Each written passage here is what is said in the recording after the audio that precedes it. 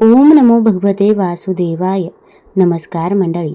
तर आज आहे अधिक मासाचा दुसरा दिवस. आज आपण बघणार आहोत अधिक मास महात्म्यामधील अध्याय दुसरा.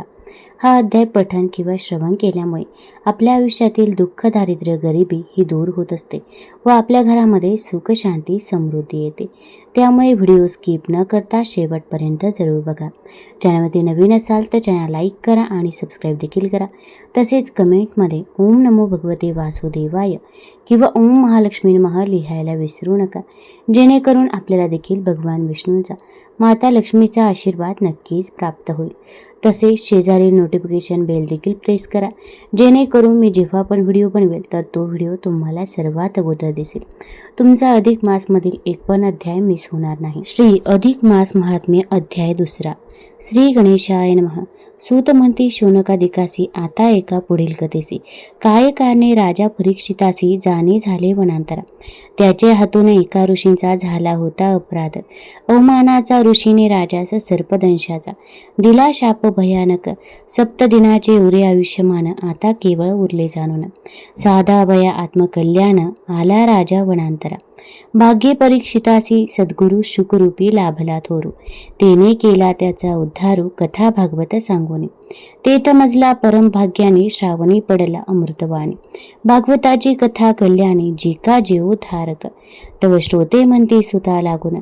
तुम्ही चतुर करण्या संभाषण. एकबी आम्हा हरिपुराण जे ज्ञाताची व्यासकृपे. जे व्यासमुखीचे वचन तुवा केले हितकर श्रवण. तोच भाग करी निवेदन अन्य नको पाल्हाळ. मग सूत म्हणे परमानंदे एकली कथा कृपा प्रसादे. ती सांगतो परममोदे सादर व्हारे श्रवणास. एकदा देवर्षी नारद मुनी गेले असता भद्रिकावनी. भेट नरनारायणाची घेऊनी करती सुख संवाद. नारद करीत स्तुतीस्तवना म्हणती अहोजी नारायणा. तुम्ही स्वयंसिद्ध असता काय कारण तपाचे. तुम्हीच असता सत्याचे निर्माते पालन करता सत्यव्रते. आत्मरूप जे सत्य ते सत्य साक्षी नारायण. तुम्ही असता स्वयं परमेश्वर. तुम्ही शरणागताचे तारणहार. मग हा का श्रम व्यापार तपाचे असे चालला. तव नारदासी सांगती नारायण. ज्येष्ठांचे कनिष्ठ अनुकरण करती जगी ज्ञात असून. काय प्रश्न तू करसी. शब्दानुसार ज्याची कृती त्यास जग मान्य करते. म्हणून आचरण आदिपुरती करावा बोध जनासी. तव नारद नारायणासी म्हणती सत्ययुगी त्या होती ख्याती. एकाचे तप दुसऱ्या प्रती होत होते फलदाते. परी आता कलियुग हे आले इथले नियम असती वेगळे. ज्याला त्याला स्वकर्माची फळे येथ मिळती भोगावया. लोक गुंतले कलियुगात त्या विषय वासनेत मोहमायेच्या गर्तेत. जीव आहे अडकला कलियुगी तो मनुष्य प्राणी. दुःख अपार भोगे जमणे येथ नाही सुखी कोणी. जो तो असे ग्रासला. न घडे हातून धर्माचरण न घडे ईश्वर पूजा भजन. केसी व्हावे पापक्षालन पदरी पुण्य पडावे. या कारणे उपाय काही असेल तरी तो सांगा पाही. अन्य इच्छा मनी नाही धरली असे नारायणा. तुम्ही होऊनी उपकारक जे जीवा कारणे हितकारक. पापनाशक पुण्यवर्धक सांगा काही मार्ग तो. तरी सांगावी ऐसी कथा जी भक्ती मार्गदर्शकता. ठरेल लोकोपकारा करता ऐकण्यात ये आतुरमी. ब्रह्मसुताची एकूणी विनंती नारायण ऋषी हर्षित होती. म्हणती तुझी परोपकार वृत्ती प्रेरक माझ्या निवेदना. करीती प्रारंभ निवेदनास नारायण ऋषी नारदास. सांगती कथा अमृत रस भरलेली जीवोद्धारक. नारायण ऋषी म्हणती ब्रह्मसुता आठविता त्या श्रीहरी चित्ता. करिता श्रवणती हरिकथा होय उद्धार जीवांचा. धन्य ते गोकुळ वृंदावन जेत खेळला वसुदेव नंदन. आणिक गोप गोपिका जाण केल्या त्याने पावन त्या. श्यामल सुंदर मूर्ती साजिरी अधरावरती असे बासरी. मोरपिसांचा मुकुट शिरी हरी सावळा तो छान. तेने केल्या असंख्य लीला आपले शत्रू मारिले वेळोवेळा. गोपिका त्या भुलविल्या रासलीला करुनिया. आपल्या रूप आणि ध्यानाचे आकर्षण लाविले दर्शनाचे. पुरविले चोज भाविकांचे नाना प्रकारे सुखवुनी. ते श्रीकृष्ण रूप सगुण रोकडे चित्ताकरण लावी स्वतःकडे. त्याने सकलांसी केले वेडे आकर्षित करुनिया. त्या श्रीकृष्णाचे अद्भुत चरित्र व्यास वर्णिले असे भागवतात. ते भागवत हेच बोधामृत आहे जीवास ताराया. तो श्रीहरीच गा पुरुषोत्तम, त्याचे चरित अतिउत्तम, जीवोद्धाराचे ते माध्यम, श्रवणे पठणे सार्थकता. नारायण ऋषी म्हणती नारदासी, तेच कृष्ण चरित्र श्रवणासी, तो सादर भावे चित्तासी, एकाग्रते करुणिया. हे श्रीहरी चरित्र ऐकता, दूर सरे दुःख दारिद्र्यता, संतती संपत्ती मिळे भक्ता, या श्रवण साधने. तव नारद एका प्रश्न करते, हा पुरुषोत्तम कोण विभूती, ते सांगावे मज प्रती, कृपावंत होऊन या. तो नारदाचा ऐकून प्रश्न क्षणिक घेत डोळे मिटून, नारायण ऋषींनी ध्यान केले पुरुषोत्तमाचे, मर्यादा पुरुष श्रीराम, तेसाच कृष्ण हा पुरुषोत्तम. अधिक मास तो पुरुषोत्तम, नाम पावला असे जगी. या पुरुषोत्तम मासाचे व्रताचरण करता त्याचे, दैन्य दुःख ताप जनाचे दूर होती ते सारे. या मासाची जी व्रते आचरिता पुण्य लाभते, पाप दुःख दैन्य सरते, मानवाचे कलियुगी. त्या मासाचा महिमा पुराणी ठेविला आहे लिहुनी, त्याचे आचरण परम कल्याणी, असे जीवा उद्धारक. तव नारद कर जोडोनिया, म्हणती लोकोपकार कराया, त्या अधिक मासाचा महिमा या, सांगा मजसी विस्तारुनी. कारण वर्षाचे मास 12, इतुकेच ठाऊक मज पामरा.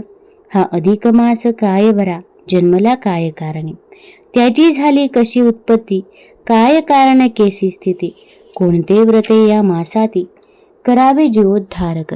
यावे साध्यंत करा निवेदन, सांगा अधिकाचे महिमान, केसे पूजा व्रताचरण, पुण्यकारक तो केस. सूत म्हणती शोनकादिकास, साधूचे उदार असे मानस, तो चिंती लोक कल्याणास, कृपा मेघ वर्षुनी. तेसे नारायण ऋषीवर, म्हणती नारदा एक सुंदर, अधिक मासाचा महिमा थोर, वर्णिला जो पुराणांतरी. या एकाच मासाचे व्रताचरण, देई आचरका पुण्यदान, त्याचे सर्व क्लेश हरण, होती परम भाग्याने. ती नारदा तुझ लागी, कथा सांगतो तत्पर वेगी, जेणे मनुष्य सुखभोगी, श्रीहरीच्या कृपेने.